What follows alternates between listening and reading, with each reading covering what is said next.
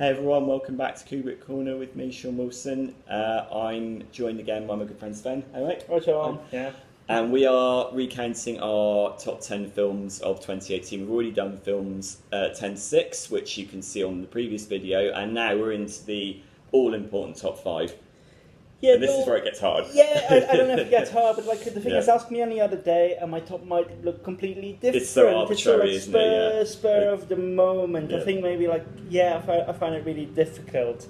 Yeah. But yeah, my film number 5 is probably like one of the most obtuse films I've seen this year. So I know, as a disclaimer, it's not going to be everyone's cup of tea, but it's the Turkish film The Wild Pear Tree by Turkish filmmaker Nuri Bilge Ceylan. And Nuri Bilge Ceylan, he makes these sort of like very epic, intimate films. I mean, like epic in a way that they all run over like 3 hours, but intimate because they're all like chamber pieces and character studies of characters who are like at odds with each other, at odds with like religion and society. Sometimes there's like a little bit of Dostoevsky in it.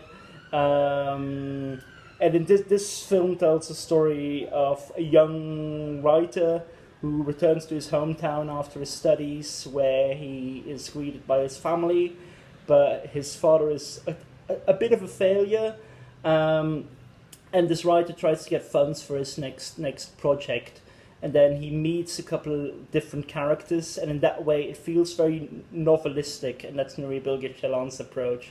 You see this character meeting rabbis and having this like very long-winded conversation about religion. You see him meeting like an ex-girlfriend fling, talking about like love and resentment and anxiety and ambitions. So yeah, he doesn't really do anything in half. It's a film that's aiming very, very high, but I think it's never a dull film. I think it's a film that's teeming with life. And yeah, I was really engaged throughout the entire 3 hours and 20 minutes, because that's mean feat. Yeah, no, that's how long this film takes. It's a film that I'm quite happy dip into like at random parts of the film, because I think the film will offer something new every time I watch it. Maybe every time when I'm in a different phase of my own life, I think the film might offer me something new. But yeah, I really like The Wild Pear Tree. I don't know if you managed to see that. I didn't actually, no. I've struggled with the director's films in the past, but I've heard very, very good things about this. The running time did kind of make me wary. It kind of got lost in the shuffle amidst lots of other films. But really, really interesting, provocative choice. My number 5 is A Quiet Place, which is obviously John Krasinski's really accomplished directorial debut, horror film about a family who are compelled to sort of live in this world that's ravaged by monsters that hunt by sound, and what that does is that's a brilliant device, because what that does is that allows Krasinski to strip any kind of extraneous dialogue and exposition, and indeed a lot of other forms of sound, out of the narrative, and what you get is not just a horror film and a creature feature, but also a family drama. I think there are elements of the fable and the fairy tale, like the homestead thing, but also it becomes an homage to silent cinema. There's a purity to it. There's a purity in terms of watching Krasinski, who also stars, and again Emily Blunt making her second appearance in my top 10, just relying on gesture and glances. And there's a lovely moment where because they can't make noise, they're compelled to listen to Neil Young's Harvest Moon together, and they dance quietly together, and it's a lovely moment of intimacy. Yet the film is also very, very scary when it needs to be. Yeah, I mean, John Krasinski isn't somebody I've necessarily taken notice of before, but wow, I just talk about an unexpected surprise. It's a film that really transcends that log line. Like when you see that on paper, like, oh yeah, there's a monster, and like it reacts to sound. Yeah. Sounds a bit like a gimmick, but this film doesn't. And I think that's the strength of Krasinski as a director. He really transcends that. And yeah, what you said, like it's also like a study of a family in despair, and a family that's also dealing with grief and loss all throughout the tropes of horror, without the horror taking the upper hand. So that's kind of like similar with Hereditary. Yes. I think there are similarities between those films. Well, as much as we both deal with family, or like you said as well. Yeah, it's and the use of quiet or silence in many instances becomes its own kind of musicality, or becomes its own kind of dialogue. Which, again, there was obviously a lot of tension when A Quiet Place came out, because there was the adverts were compelling people to actually be quiet when people were going to watch it, which is no easy thing in the modern day cinema landscape. So that in itself is interesting. The fact that the very nature of the movie compels people to behave in a very, very different manner. But yeah, in at number 5, Quiet Place, thought a tremendous debut from John Krasinski, and can't wait for part 2, which apparently he's going to deliver in 2020, I think. Okay. So he's making a sequel, so we'll see where he goes with that. Okay. Yeah. So into your number 4. My number 4 is First Reformed by Paul Schrader. Yeah, interesting choice. Yeah, it's like another one of those very obtuse Yeah. films. I rewatched that last night, and I think it's just as good, and it really deserves to be in that top 5. Paul Schrader, as a screenwriter and a director, he has always depicted these sort of like lonesome men who are sort of like wrestling with faith. God's Lonely Man. God's Lonely Man, and they feel the pressure of their beliefs, and that is in his screenplay of Taxi Driver, but also in his in films like Hardcore and Mishima. But I think here, this is the film that he's probably been wanting to make for like the last 30 years, because this is where these themes really, really crystallized. It's about a pastor played by Ethan Hawke in a very good performance, maybe one of Ethan Hawke's best. And he plays a pastor who's a little bit at a loss, like with the world. Like he's a bit lost. He doesn't really know his community. Doesn't really know his society. He feels there's a lot of extremity. There are wars raging. There are environmental action groups, and he doesn't really know how to properly respond to all of what's happening around him. At that point, there's a woman played by Amanda Seyfried in a really, really good performance. Like, I've never seen Amanda Seyfried like that. Yeah, she's very good. This is Mamma Mia's Amanda Seyfried. Yeah. And she's looking for advice because her husband is having like a lot of like mental struggle with the world, and anxiety and depression. And then where Schrader takes it from there, it's truly, I think, a spectacle to behold. It's a film that doesn't really follow any known parameters. It's a film that's really following its own course. But yeah, I think it's very ambitious, but also very satisfying, because it really made me think about religion.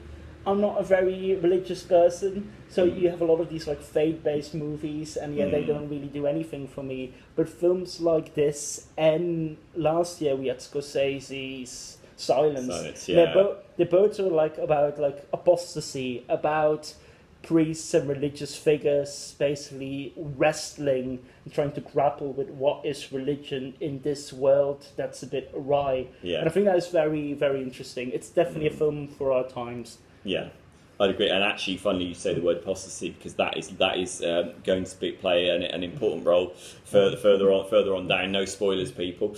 Yeah, really interesting choice. A film that I admired more than I enjoyed, but I did admire it a lot, and I completely agree with you that Ethan Hawke is tremendous in it. The latest in a long line of really, really good Ethan Hawke performances. So my number 4 choice would be The Rider. Chloe Zhao's almost unclassifiable movie. I don't quite know. It's in as much as it's a fictional story starring a real person as a version of themselves. So Brady Jandreau, who is in reality a South Dakota rodeo rider who suffered a brain injury, and basically playing a version of himself in a fictionalised take on his own life. And his sister and his father also appear in the movie playing themselves as well, which is really, really interesting. But I love movies about the American interior and about the dying of the American West, and she captures this in such a beautifully elegiac way. And the fact that the central character is a modern day cowboy who's almost like washed up on the prairie. He doesn't know where he's going to go, because it's almost like he can't go to the rodeo anymore because of his brain injury that he suffered. And it's a very, very moving, very poignant, very quiet story set in these vast landscapes. Brady Jandreau's performance is brilliant, and I think it's anchored by these sequences in which he goes to meet another rodeo rider who hasn't been as fortunate as he has, and who is has been hospitalised as a result of a brain injury. And those scenes, I think, are very, very well judged and very moving. And it's a film about masculinity and about the perils of what is clearly a very, very dangerous profession, and almost like what it means to have almost like an addiction to that profession. And it examines it very, very well. And then Chloe Zhao is one of the real discoveries for me in terms of like filmmaking. And apparently she's attached to Marvel's Eternals movie now, which is very, very interesting choice. I think that is very unfortunate, but yeah, you say, I say interesting, you say unfortunate. Yeah, what did you think no, of it? I absolutely loved the ride, because the thing is, Chloe Zhao, I think she's Mm. originally a filmmaker from Hong Kong, and like how like there are a couple of films in my list where it's like a foreign language director looks at the American West. And I think because of that outsider perspective, they always manage to offer so much more perspective and insight. And yeah, as you said, it is a study about masculinity. It's a film that's really brooding with it. But yeah, it's also very tender and gentle when it has to be. I absolutely loved it. It just missed out on my top 10. Yeah, it's my number 11. But I think it's like absolutely terrific. But yeah, I think I wish that I could see Chloe Zhao make more films sort of like in kind of like that category. But nowadays, I think a lot of filmmakers are judged like, oh yeah, what Marvel film can she make next? And I'm pretty sure she's going to be kind of like swallowed whole by that like big machine. Indie to blockbuster although there are directors who manage to put their own stamp on such franchises. Good stuff. Well, into the all-important top 3 then, so what have you got? My number 3 is Shoplifters by Hirokazu Koreeda. I first discovered Hirokazu Koreeda with a film called Nobody Knows in 2004. And ever since, he's been making sort of like these very gentle but sweeping family dramas. And I think some of his latest films have been like a bit too sentimental or mawkish, but I think here in this one with Shoplifters, he gets the balance just right. I don't want to tell too much because I don't really want to veer into spoiler territory, but basically he's kind of like interrogates the notion of what does the word family really means, who are the people we really need around us, and it tells a story about this family on the fringes of society, and they get by shoplifting, and it's a film that's only very slowly sort of like revealing its true nature, but when it does it in such compelling fashion, and there are some scenes that I think were extraordinary. And I think I had the strongest emotional response to that film of all the films I've seen this year. It was so hard that almost got on my list as well. Koreeda is one of my favourite filmmakers. You think of things like I Wish that he's made as well. But you're absolutely right. The way that it presents you with what you think is a version of reality, and then it peels that away all very, very steadily. You don't get the whole, like you say, you don't want to spoil anything, you don't get the whole picture until quite late into the movie, and that forces you to confront your preconceptions as to what it is that you've watched. You reassess everything that's come before. I thought it's a really just a very unhurried, I think it's the word, very unhurried film, and just really nice, but it's got a punch to it. It definitely has more bite than its later films, I think. And that is, I think, why it's that high on my list. I think it won the Golden Palm this year at the Cannes Film Festival. He's been like a mainstay at the Cannes Film Festival for the last 20 years. But it's only like this year that he finally won the main prize, and deservedly so. Yeah, absolutely agreed.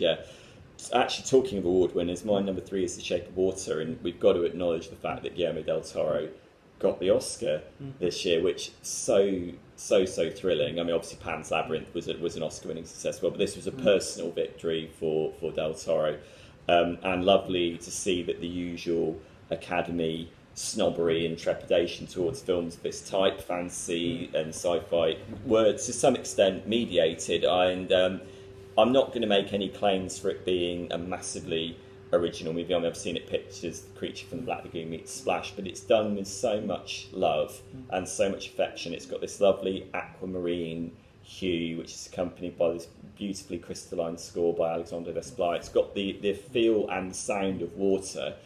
But the real reason why I think it works is that very often with Del Toro, his English language films haven't lived up to his Spanish language ones. Think of like Pan's Labyrinth or The Devil's Backbone, which I think might be my favourite of his films, or Kronos.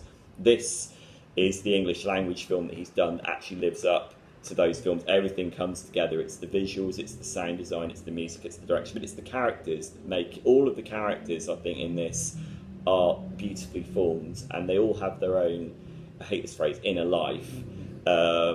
It's centred obviously by Sally Hawkins as the mute Eliza, who has got this such vibrant, lovely warmth to her, and the chemistry that she has with Tug Jones as the fish creature is transgressive, and it's eccentric, and yet it's also very affectionate, and it's played absolutely straight, which seems to have caught a lot of people off guard. Like the actual upfront sexuality of the film seems to have actually caught a lot of people off guard. But I like the way the film just embraces that and plunges headlong into it. But then you've got Michael Shannon, the brilliant Michael Shannon, as the villain, who is covetous of this 1960s materialistic lifestyle. He wants to own that, and that's his way of putting control on scenes. Just two examples of the characters. Obviously, you've got Octavia Spencer and Richard Jenkins, who are both absolutely brilliant in it. Michael Stuhlbarg as well. I thought it was a really well-rounded piece of dramatic storytelling, as well as a lovely sci-fi fantasy crossover. Yeah, what I loved the most about Shape of Water, also just missed out on my list, but it's just how much in love it is with the language of cinema and different genres of cinema. It's not a coincidence that she as a character lives right above the cinema.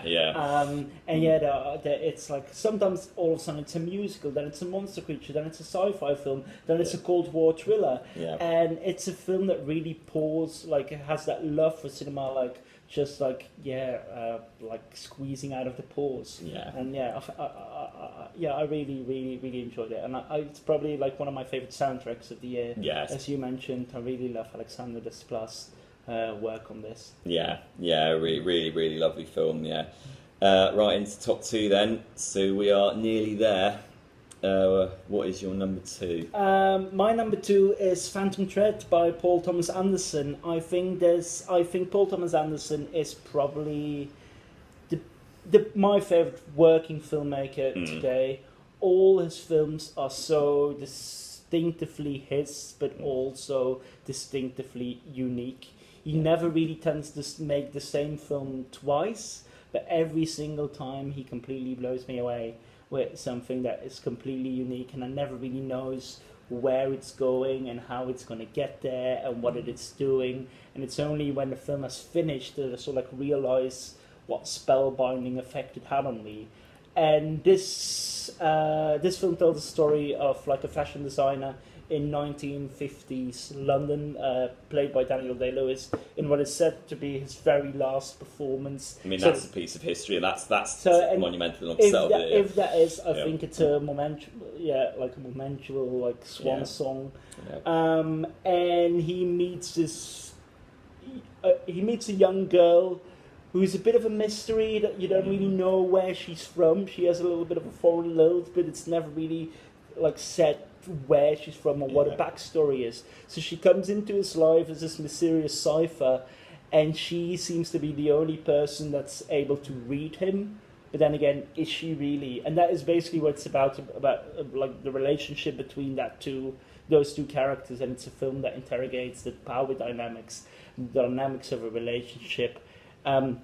Then there's a weird little bit of a menage a trois going on, because he also has a sister played by Leslie Manville, who's coming in, that adds a little bit more sort of like texture and nuance to their relationship. It's a portrait of 1950s London. It's a portrait about toxicity, like toxic men. Relationships, turbulent relationships. I think it's phenomenal. Also, with a very, very good score by Johnny Greenwood. Yes, and I was on the verge of, because I know you spoke so eloquently about that, and I thought I don't want to puncture the bubble, because there was a lot to admire about this film. I had to say it left me cold, and I'd say that I normally is a big fan of Anderson's films. But one point I will agree with you on is the score. It's sumptuous, and you think, goodness me, Johnny Greenwood has come such a long way since Radiohead. I mean, he is fashioning a reputation as one of the finest film composers of the modern era, largely as a result of his working relationship with Anderson. The film, as a piece of storytelling, it left me cold. I thought it was too meandering. I thought it was maybe too ambiguous and too elusive for its own good. I couldn't latch on to it. Yeah, it has emotionally. It has a couple of like touchstones. So like, yeah, obviously there's sort of like the Rebecca reference. Yeah. And yeah, this is basically Paul Thomas Anderson crafting his own gothic romance. Yeah. He's basically working within that wheelhouse, but he has complete lack of convention. So he's kind of like doing his own thing with it. Yeah, for me it really worked. Yeah. And I've seen it a couple of times now, so yeah. Yeah. But yeah, then again, I can also really see why people also more admire it than truly love it, because it is as a piece of filmmaking, it's maybe not as accessible as his earlier films. Yeah, not like Boogie Nights or Punch Drunk Love. Or it doesn't really offer that much to hold on to. Yes. As a viewer, there's not a lot of warmth within the characters. So if that is something you are looking for in a film, I mean, he has done that with some of his films. Yeah. But yeah. Phantom Thread is definitely not that film. But an interesting choice. And so on to my number 2, which is Apostasy, which is one of the great things that this might seem like a little bit glib, but one of the wonderful things about being a film journalist is when you watch something and you don't necessarily know what a film is, and you don't have any expectation of it, you don't really know anything about it, you don't really know who's in it, you don't know what the storyline is, and then it completely blows you away. And what you have here is a film from a director who was a former Jehovah's Witness who left the order and is now made a film about faith and about transgression, in which you have Siobhan Finneran is a mother whose daughter gets pregnant. They are Jehovah's Witness family, and the daughter is basically expelled from the family because the mother decides to honour her commitment to the faith rather than honour her commitment to the daughter. And it's an incredibly low-key yet unbelievably affecting movie. It's not melodramatic, it's very quiet. I don't really recall there being any score in it. There's certainly no weepy histrionics from the actors. It's very, very, very quiet, very unstated. All the environments are very recognisably British, very banal. It's sort of suburbia, but it's what's going on behind suburbia in the characters. You can see it in their faces. You can see the sort of quavering desperation in terms of what's going on. This is it's a really appalling situation that plays out, but the movie doesn't judge those who follow the faith, obviously, and this is where the director obviously comes from a place of absolute authenticity in terms of what he's talking about. He doesn't judge and he doesn't condemn. He just observes this terribly moving situation, and it stunned me, I have to say. I thought it was really, really powerful. Apostasy.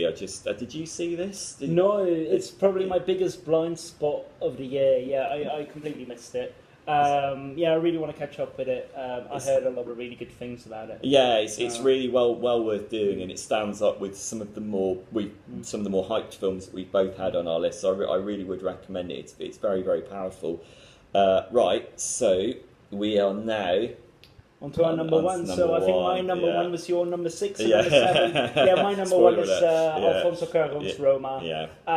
Which, as I said, I've seen it twice. I saw it once on the biggest screen, one of the biggest screens in London. During the London Film Festival. I was with you on that in that screening, wasn't I? Yeah. And then I saw it again on Netflix last week, and for me, it had just as much impact the second time around. That's interesting, right? Yeah. I don't know. Maybe I was weeping even harder at the scenes where you were supposed to weep. Yeah. But it's one of those films that is really like very slowly catching up on you. In the beginning, it's very slowly paced. You just follow kind of like the quotidian life of a mate.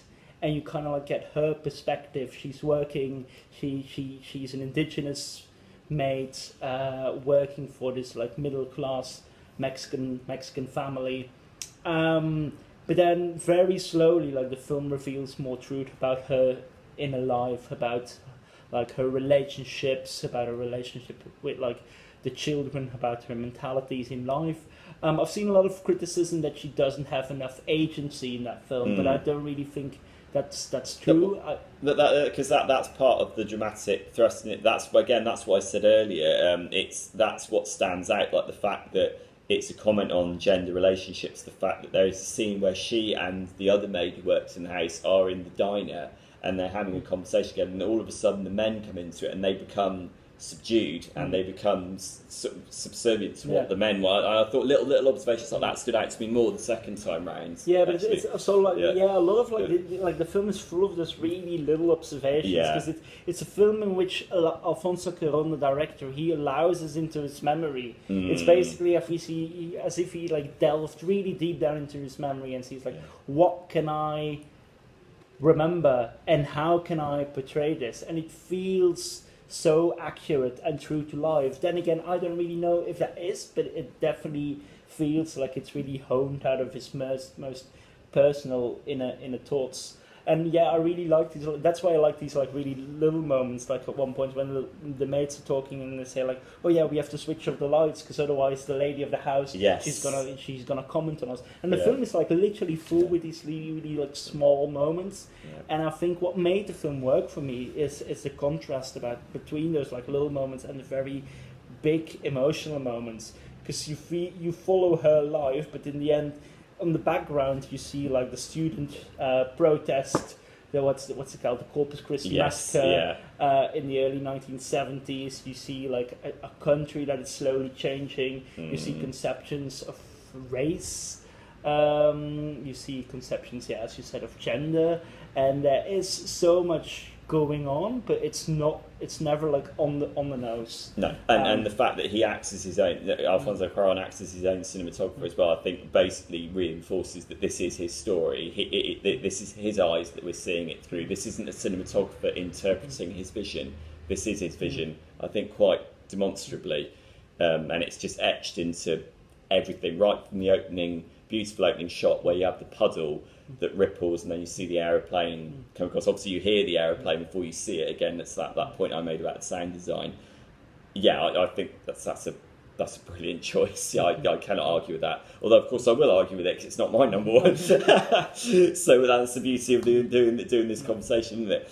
So my number one is Marvel's Black Panther. So more of a mainstream choice, but I have to say I absolutely love this film. I think that far be it from me to invoke snobbery towards genre cinema. Genre cinema, popcorn blockbusters, Marvel movies are just as valid as any other movie, and I think that this is one of, if not the best Marvel movie that's been made so far. I mean, clearly this year the Marvel Cinematic Universe, the MCU, is 10 years old.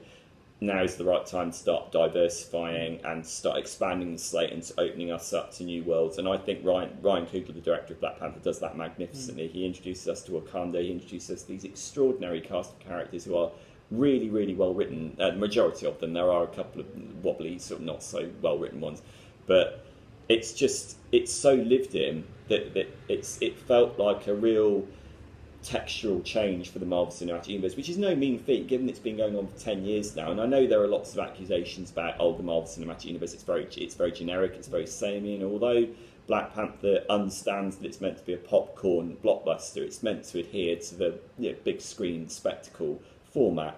It touches on very, very interesting things about race, about slavery, about gender, but it does it in a very, very audience-friendly way. I mean, primarily through the character of Killmonger, the Michael B. Jordan character, who is a brilliant villain who you don't necessarily sympathise with him, but you understand he's got a valid point of view. He has a rightful claim to the throne, and it puts you in a real moral quandary in terms of what's going to happen with the characters. There was shades of the Dark Knight there, I thought, a little bit, although obviously this has got a different kind of texture and palette to it.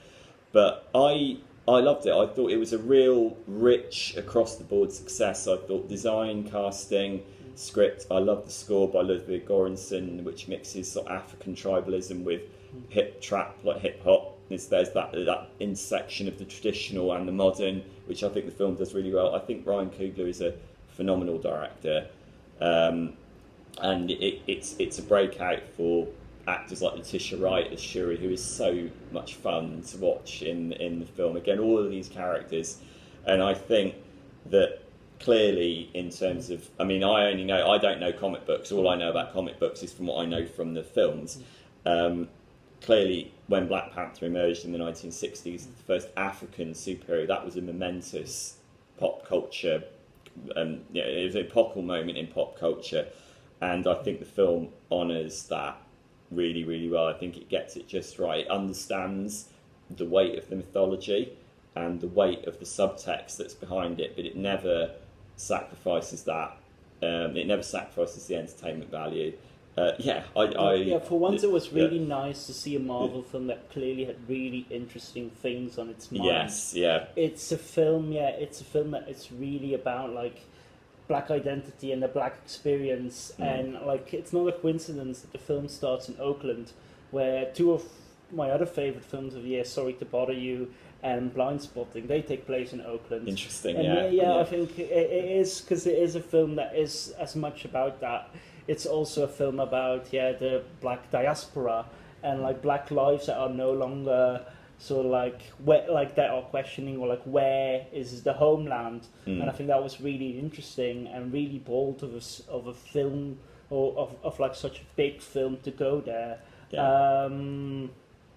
I really, really enjoyed Black Panther this year. I didn't care for Avengers Infinity, whatever it was. Infinity War, that almost got on there, but I sacrificed that. For me, Infinity War, that was a film that really went through the motions, didn't really have any personality. But now this was a film that I felt like was really interesting and trying to add new layers or carve out something new within the Marvel universe. I liked, as you touched upon it earlier, like the design, the Afrofuturism. Like both Ryan Coogler and his production design team, they must have gone through like so much like stuff and resources to craft Wakanda. And I really liked it, and that's why I thought it was like really unfortunate that in Infinity War that Wakanda and the whole story got a little bit like short-lived. Because there was so much else going on. And then all of a sudden I felt like, and here we are again. I was I think like I've liked Marvel films in the past, but I think Black Panther is really the benchmark that they should aspire to. I mean, it's funny you say about the design, because I thought it was almost a cross between that really fascinating film from a couple of years ago, I Am Not a Witch, that I Am Not a Witch crossed with, I don't know, something like Blade Runner, and that fusion, that intersection point in terms of the design and the costume, and obviously that extends to the script and the acting as well. I thought that was a very, very refreshing thing to see. But it's a box that's got a brain in its head. And how refreshing is that? That's a very, very varied top 10 from both of us. I'm sure you'll agree. I'll give you like a link to my top 30 and just put it in the link, or put it underneath the video, and then people can find like what other films I like, because there's so much that I wish I could include, such as the Polish film Cold War, Lean on Pete, Mission Impossible Fallout. Yes, actually, which is my favorite blockbuster of the year.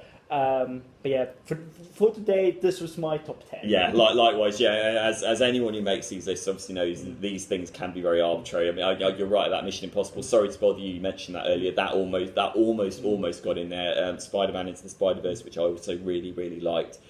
It's been really hard this year, harder than I think in any previous years, particularly because we've had such a flurry of great things in November and December, when normally you would expect things to quieten down around December usually, but not this year. It's intensified. So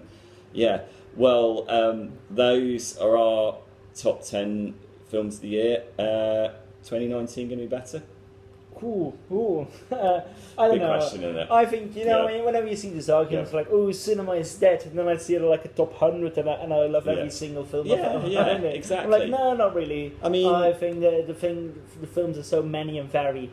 I don't know. I'm curious for 2019. Maybe we should do a video about like us looking forward to 2019. Let's do it. I mean, given that apparently cinema admissions this year in 2018 are due to be at their highest since 1971. There was a Guardian article about that, which is fascinating. So clearly cinema isn't dead. Okay. Yeah. So on this note, up yours, Netflix. Viva la cinema. Indeed. And those who've watched, thank you very much. Have a wonderful Christmas and a Happy New Year. And I think I'll raise my glass to you, mate. So, cheers. yeah, it's a great year of cinema, and to you as well. Cheers. See you soon, guys. Bye.